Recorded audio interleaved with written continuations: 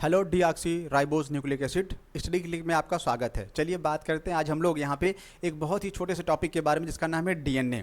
बहुत सारे सवाल हैं, बहुत सारे कन्फ्यूजन्स हैं और बहुत ही आसान सा टॉपिक भी है, तो जिसके बारे में हम लोग डिटेल में स्टडी करने वाले हैं। डिटेल में नहीं, एक बहुत ही शॉर्ट क्विक रिवीजन करने वाले हैं डीएनए के बारे में कुछ बेहतरीन स्लाइड्स के साथ, जिसमें से आज हम लोग बात करेंगे कि डीएनए क्या है। बार बार आता है, सवाल आता है, नाम आता है और हम बता नहीं पाते कि डीएनए को हम क्या बताएं, कितना खत्म हो जाता है। तो डीएनए एक बहुत ही वास्ट टॉपिक है, बहुत ही ब्रॉड सिलेबस भी है इसका। अगर आप डिस्कस करना चाहेंगे तो बातें खत्म हो जाएंगी आपकी, लेकिन डीएनए के बारे में बातें कभी कम नहीं पड़ेंगी। ठीक है, आप जितना बोलेंगे उतना कम होगा। तो डीएनए एक्चुअल में है क्या, डिस्कवरी कैसे हुई, इसका जो मॉडल है डबल हेलिकल मॉडल है, सिंगल हेलिकल मॉडल था, कैसे कैसे आया, और फाइनली डीएनए को ही हमने जेनेटिक मटेरियल क्यों माना।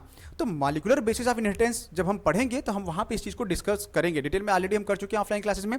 तो यहाँ पे हम लोग सिर्फ बात करने वाले हैं कि कुछ टेक्निकल टर्म्स डीएनए के बेसिक कॉन्सेप्ट्स को लेकर। ठीक है, चलिए शुरू करते हैं पहले पॉइंट से कि डीएनए क्या है।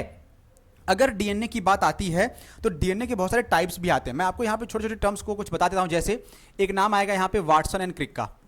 वाटसन एंड क्रिक ने डीएनए का डबल हेलिक्स मॉडल दिया था, लेकिन सवाल ये है कि जो वाटसन और क्रिक ने डीएनए का मॉडल दिया था, बताया था, वो कौन सा डीएनए था। ए डीएनए था, बी डीएनए था आपके लिए, सी डीएनए था या जेड डीएनए। तो ये कुछ सवाल जो आपको हम वाईटी शॉर्ट्स में लेकर आते हैं आपके लिए लगातार। स्टडी क्लिक इंडिया पे जो कि प्रेजेंट है, उपलब्ध भी है, आसानी से आप जाके वहाँ पे देख सकते हैं, क्विज को अटेम्प्ट कर सकते हैं। ठीक है, तो इन सवालों के जवाब आपको यहाँ नहीं मिलेंगे, लेकिन टर्म्स हैं, तो बने रहिए। देखते हैं क्या है। What is DNA, presentation about all things about the DNA. तो जो भी यहाँ पे हम बातें करेंगे वो डीएनए के बारे में। That where is DNA found, DNA हमें कहाँ पे मिलता है। DNA is in every cell. मजेदार बात है, कह रहे हैं कि डीएनए हर सेल में पाया जाता है। अच्छा चलो मान लिया डीएनए हर सेल में है, तो ब्लड क्या है। Blood is a connected tissue, fluid connected tissue है अगर ब्लड, तो ब्लड में आपके पास क्या है, आरबीसी है, डब्ल्यूबीसी है, प्लाज्मा है, प्लेटलेट्स है, सीरम है, फलाना है, डिमका, सब कुछ है। हमको बताइए क्या आरबीसी में आपको मिलेगा, आरबीसी में क्या डीएनए पाया जाएगा, क्योंकि ये कह रहे हैं कि डीएनए हर सेल में पाया जाता है। तो क्या आरबीसी में आपको डीएनए मिलेगा, हाँ या ना। तो मेरा आंसर है आपको आरबीसी में, जो कि एक सेल ही है, एनिमल सेल है, लेकिन आपको उसमें डीएनए देखने को नहीं मिलेगा। डीएनए आरबीसी में क्यों नहीं पाया जाता। मजेदार बात यह है कि डीएनए जब भी मिलता है जो कि सेल के अंदर पाया जाएगा, लेकिन इसकी लोकेशन कहाँ पे है, न्यूक्लियस में। और आरबीसी के बारे में जो सबसे मजेदार बात है कि आरबीसी, जिसका नाम रेड ब्लड कार्पसल्स या रेड ब्लड सेल्स के नाम से जानते हैं, ये नॉन न्यूक्लिएटेड है, इसमें न्यूक्लियस नहीं होता।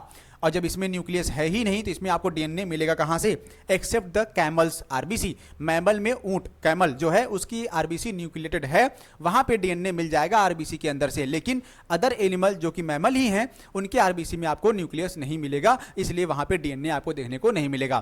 तो यहाँ पे ये लाइन डिस्कार्ड करिएगा कि DNA is in every cell of every living things and it is found within the chromosome of the cell. किसी भी सेल के क्रोमोजोम में पाया जाएगा। क्रोमोजोम कहाँ मिलेगा, न्यूक्लियस के अंदर मिलेगा। और जब न्यूक्लियस है ही नहीं तो वहाँ पे क्रोमोजोम भी नहीं होगा, डीएनए भी नहीं पाया जाएगा। Chromosome works to build protein and assist in duplication और डिवीजन ऑफ द सेल्स। वहीं पे कह रहे हैं कि जो क्रोमोजोम होता है ये काम करता है प्रोटीन को बनाने के लिए, या असिस्ट करता है डीएनए के डुप्लीकेशन के लिए। डीएनए एक से डबल करना है, वहाँ पे क्रोमोजोम करेगा। या साथ ही साथ में कह रहा है कि division of the cell, cell को डिवाइड करने में भी क्रोमोजोम ही हेल्प करता है। What about the unique structure of the DNA that allows it to be the hereditary molecules and allow it to store instructions for the directing cell activities. क्योंकि इसका structure unique है, identity unique है, इस वजह से ये क्या करता है, ये गाइड करता है किसी भी हेरिडिटरी मॉलिक्यूल को अपने अंदर रखने के लिए, और अलाउ करता है कि भैया चलो तुम किसी दूसरे सेल में ट्रांसफर हो सकते हो, इस इंफॉर्मेशन को कैरी फॉरवर्ड कर सकते हो। ऐसा क्या है इस डीएनए के स्ट्रक्चर में जो इसको यूनिक बना रहा है। चलिए यूनिक की बात हो रही तो यूनिक के बारे में हम बता देते हैं आपको थोड़ा सा। डीएनए का स्ट्रक्चर यहाँ पे यूनिक इसलिए भी है, कहते हैं कि ये डबल हेलिकल मॉडल जो आप देखेंगे यहाँ पे, ठीक है, जिसको वाटसन और क्रिक ने ढूंढा था, अगर हम इसके टोटल डायमीटर की बात करें तो टोटल डायमीटर जो होगा वो कितना होगा, 20 एंगस्ट्रॉम का देखने को मिलेगा। एक तरफ अगर आप देखेंगे यहीं पे डीएनए के यहीं एक तरफ अगर आप देखिएगा तो यहां से यहां तक आपको जो एक ग्रूव मिलता है, इसको हम लोग बोलते हैं मेजर ग्रूव, बड़ी वाली खांच, गड्ढा। और वहीं दूसरी तरफ जस्ट अपोजिट में देखेंगे तो क्या मिलेगा, हमको मिलेगा माइनर ग्रूव।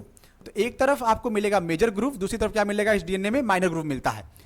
इस डीएनए में न्यूक्लियोटाइड जो बेसिस होते हैं वो यहाँ पे अरेंज होते हैं 1 2 3 4 5 6 7 8 9 10। डीएनए के एक हेलिक्स में एक टर्निंग पे आपको टोटल 10 पेयर मिलेंगे। 10 पेयर की जो लेंथ होती है, यानी डीएनए की अगर आप यहां से लेंथ निकालिए 10 पेयर तक, तो कितना मिलेगा आपको 34 एंगस्ट्रॉम मिलेगा। यानी जो नाइट्रोजनस बेसेस आपको इतने लगे हुए मिले, इसमें से आपको 2 नाइट्रोजनस बेस की पेयर का डिस्टेंस कितना होगा 3.4 एंगस्ट्रॉम। लेकिन अगर इसको हम नैनोमीटर में कन्वर्ट कर दें तो 0.34 मेरे ख्याल से नैनोमीटर आएगा। ठीक है, इसको आप लोग चेक कर सकते हैं। बाकी 3.4 आएगा। एक टर्न पे आपको 10 नाइट्रोजनस बेस पेयर मिलेंगे, यानी 34 एंगस्ट्रॉम का वो लेंथ पाया जाएगा। अगर हम इसके रेडियस की बात कर लें तो यहीं पे तो कह रहा कि जो रेडियस होता है डीएनए को कितना होगा 20 है, तो ऑटोमेटिक कितना हो गया 10 एंगस्ट्रॉम का हो गया। ये यूनिक स्ट्रक्चर है जिसके बारे में वाटसन और क्रिक ने दिया था। अच्छा, वाटसन क्रिक का नाम ही नहीं आया था, मॉरिस विल्किंस, रोजालिन फ्रैंकलिन, ये भी बहुत सारे नाम आए थे जिन्होंने एक्सरे डिफ्रैक्शन के बेसिस पे क्या किया था, डीएनए के स्ट्रक्चर को डिफाइन करने का प्रयास किया था। चलिए आगे बढ़ते हैं इस पॉइंट को लेकर आगे। कह रहे हैं डीएनए जिसका पूरा नाम है डीऑक्सीराइबोज न्यूक्लिक एसिड, जिसमें डीऑक्सीराइबोज जो है वो एक शुगर है और बाकी मैक्रोमॉलिक्यूल्स हैं, जिसमें DNA stands for the deoxyribonucleic acid. It is a long molecule made up of monomers called the nucleotide. अब सवाल यहीं पे फिर से आएगा कि न्यूक्लियोटाइड क्या है और न्यूक्लियोसाइड क्या है। न्यूक्लियोटाइड एंड न्यूक्लियोसाइड, डीएनए पढ़ रहे हैं और इसमें फर्क नहीं पता है तो समस्या है। समस्या कैसे है बताते हैं आपको। आप अगर देखेंगे तो एक होता है यहाँ पे फॉस्फेट ग्रुप जुड़ा रहेगा PO4 के, और दूसरा डीऑक्सीराइबोज शुगर जिसमें कि पेंटोज शुगर होता है, 5 कार्बन वाला शुगर है, जिसमें से जब ये एक ऑक्सीजन जो है रिमूव होता है तो क्या होता है डीऑक्सीराइबोज बन जाता है। और साथ में यहाँ पे बेस लगा होगा। बेस क्या है, जिनको हम लोग नाइट्रोजनस बेस के नाम से बार बार बुला रहे हैं। नाइट्रोजनस बेस कौन कौन से हैं, 2 हैं। एक मिलेगा आपको प्यूरिन के नाम से और दूसरा मिलेगा आपको पायरिमिडीन के नाम पे। तो प्यूरिन और पिरिमिडीन के नाम से नाइट्रोजनस बेस हैं, यानी A+G, और ये बराबर होते हैं C+T के, यानी प्यूरिन पिरिमिडीन। प्यूरिन में जिसमें आपको मिलेगा एडेनिन और ग्वानिन, पिरिमिडीन में आपको मिलेगा साइटोसिन और थाइमिन। तो ये हम लोग चारगाफ रूल में वापस से पढ़ेंगे। The twisted ladder shape is called a double helix. जो ये ट्विस्टेड शेप आपको मिला हुआ है यहाँ पे, इसी को हम लोग क्या बोलते हैं, इसी को हम लोग बोलते हैं डबल हेलिक्स मॉडल डीएनए का।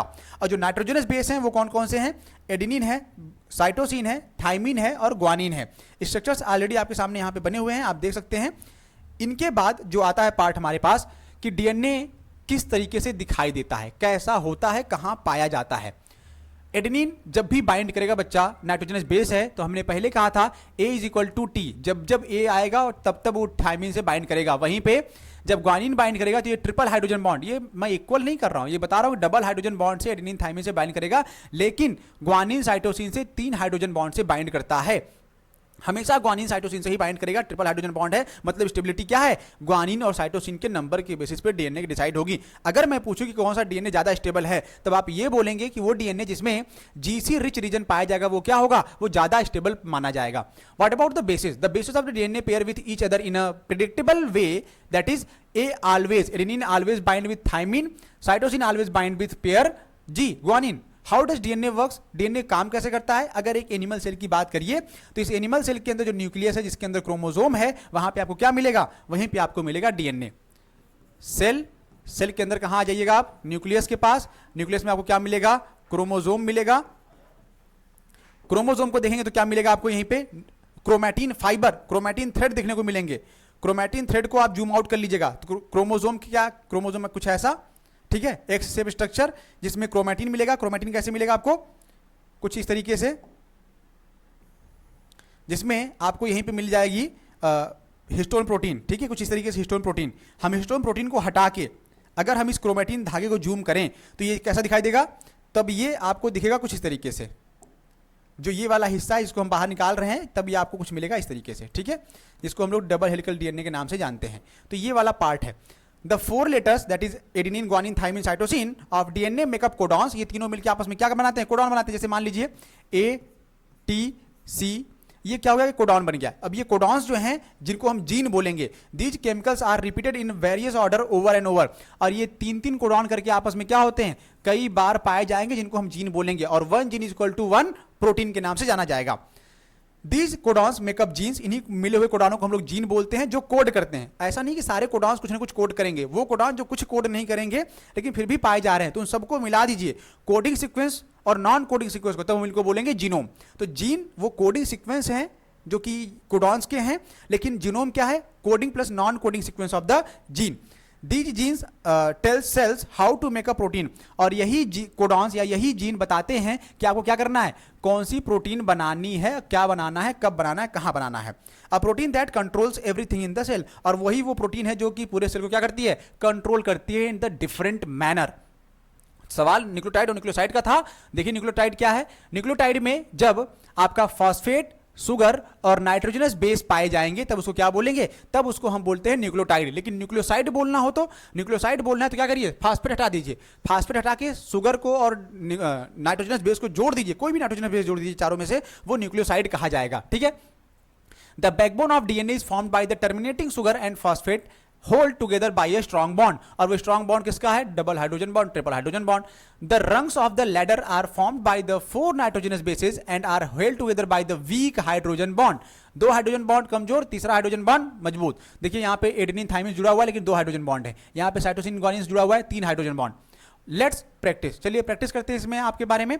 One strand of the DNA has the base sequence, अगर किसी डीएनए में एक सीक्वेंस हमारे पास है जिसका नाम है TACGA तो इसका कॉम्प्लीमेंट्री क्या होगा, कॉम्प्लीमेंट्री जो सीक्वेंस बनेगा यहाँ पे उस कॉम्प्लीमेंट्री सीक्वेंस का नाम क्या होगा, what is the complementary strand of the DNA. आपका आंसर क्या है यहाँ पे, किस सीक्वेंस पे, अगर ये डिपेंड करता है 5 प्राइम और 3 प्राइम पे है तब आप इसका कॉम्प्लीमेंट्री बनाइए। तो कॉम्प्लीमेंट्री कहां बनेगा, कॉम्प्लीमेंट्री हमेशा 5 to 3 बनता है, तो यहां पे क्या हो जाएगा, ये 3 प्राइम और ये 5 प्राइम।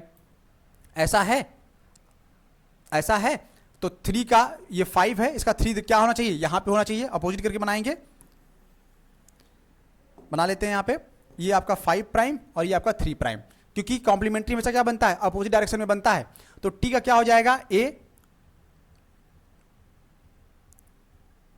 TACG, ये तो सेम टू सेम कॉपी, अच्छा हाँ यहाँ पे है, तो TACGATTGA है। कॉम्प्लीमेंट्री देखिए क्या बनेगा, T हमेशा बाइंड करेगा A से, A बाइंड करेगा T से, C बाइंड करेगा G से, G C से, TAT से,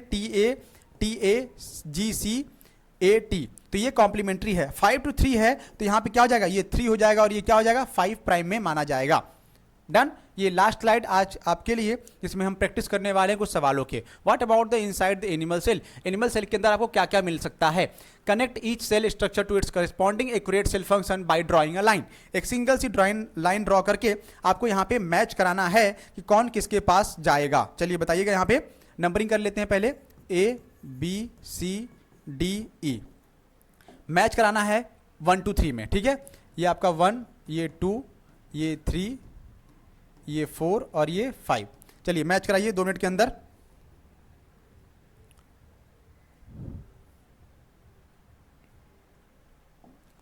पहला है माइटोकॉन्ड्रिया। माइटोकॉन्ड्रिया को हम लोग कहां ले जा सकते हैं, control what enters and leaves the cell, cell के अंदर क्या आएगा और क्या छोड़ेगा, क्या माइटोकॉन्ड्रिया डिसाइड करेगा, नहीं। Contain genetic material control cell activities, क्या ये जेनेटिक मटेरियल कंटेन करता है माइटोकॉन्ड्रिया, करता तो है लेकिन सेमी ऑटोनॉमस ऑर्गेनेल के बेसिस पे, लेकिन यहाँ पे इसका आंसर नहीं है। साइट ऑफ प्रोटीन सिंथेसिस, क्या माइटोकॉन्ड्रिया प्रोटीन बनाता है, नहीं। जेली लाइक सब्सटेंस है दैट फिल्स द सेल, जो कि जेली लाइक स्ट्रक्चर सेल के अंदर पाया जाता है जिसको हम लोग साइटोप्लाज्म कहते हैं, क्या वो माइटोकॉन्ड्रिया है, नहीं। Produce energy through cellular respiration, तो ए का जाएगा 5th में, mitochondria produce energy through the cellular respiration. Sorry, what about the ribosome, ribosome क्या करेगा, ribosome site of the protein synthesis, ribosome क्या करता है, प्रोटीन सिंथेसिस में रोल प्ले करता है। Nucleus control what enters and leaves the cell, नहीं। Contain genetic material control cell activities, तो न्यूक्लियस के अंदर जो है क्रोमोसोम पाए जाते हैं जिसके अंदर जेनेटिक मटेरियल पाया जाएगा और ये क्या करेगा, एक्टिविटी को परफॉर्म करेगा। What about the cell membrane, cell membrane यानी प्लाज्मा मेम्ब्रेन, ये क्या करता है, इसका फंक्शन क्या है, control what enter and leaves the cell, क्या सेल के अंदर आएगा कौन सेल को छोड़ के बाहर जाएगा, ये सेल मेम्ब्रेन या प्लाज्मा मेम्ब्रेन डिसाइड करता है। What about the cytoplasm, cytoplasm is the jelly like substance that fills the cell, एक जेली लाइक स्ट्रक्चर होता है जो सेल को फिल करने का काम करता है। माइटोकॉन्ड्रिया के अलावा सेल्स के बारे में, क्रोमोसोम के बारे में, डीएनए के बारे में एक छोटा सा डिस्क्रिप्शन, छोटी सी थ्योरी बताने का प्रयास किया गया। नेक्स्ट टाइम पर मिलेंगे कुछ बेहतरीन टॉपिक्स के साथ, नए सिलेबस के साथ, नए कंटेंट के साथ, और हम फिर से आपको बताएंगे किसी नए टॉपिक के बारे में, ठीक है। तो आज के लिए इतना ही, मिलते हैं हम लोग नेक्स्ट सेशन में नए टॉपिक के साथ, तब तक के लिए थैंक यू।